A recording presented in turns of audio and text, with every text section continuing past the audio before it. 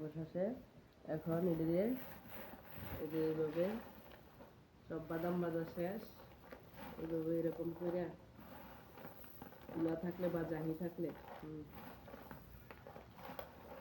এই যে এইভাবে করে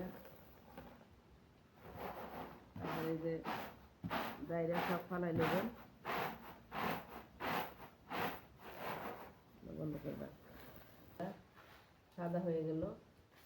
এখন এর সাথে এই যে চাইলেও ভাজা হয়ে গেল। আমি এখন এটার সাথে এটা মিক্স করে নিই। এই যে চাইলের সাথে বাদাম মিক্স করে নিই। এইভাবে চাইলের সাথে বাদাম মিক্স করে বোতলে ভরে রাখি। যখন মন চায় তখন খাওয়া যাবে।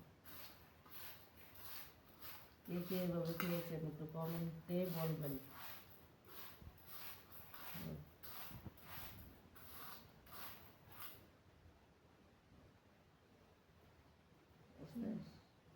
না এই যে বোতলে ভরবো। এই যে বোতলটার ভিতরে ভরে ফেলবো। তাহলে মশমশা থাকবো অনেকদিন। কিন্তু অন্য ডিব্বার ভিতরে যদি ভরি তাহলে মশমশা থাকবে না। এই দেখেন এইভাবে বোতলে ভরে রাখবো। আপনি 1 বছর পর্যন্ত আপনার চাল ভাজাগুলো কিচ্ছু হবে না।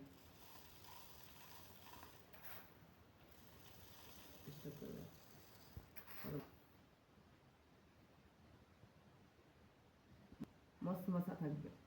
আর আপনি অন্য কিছুর মধ্যে ভরে রাখলে হাওয়া ঢুকে নষ্ট হয়ে যাবে।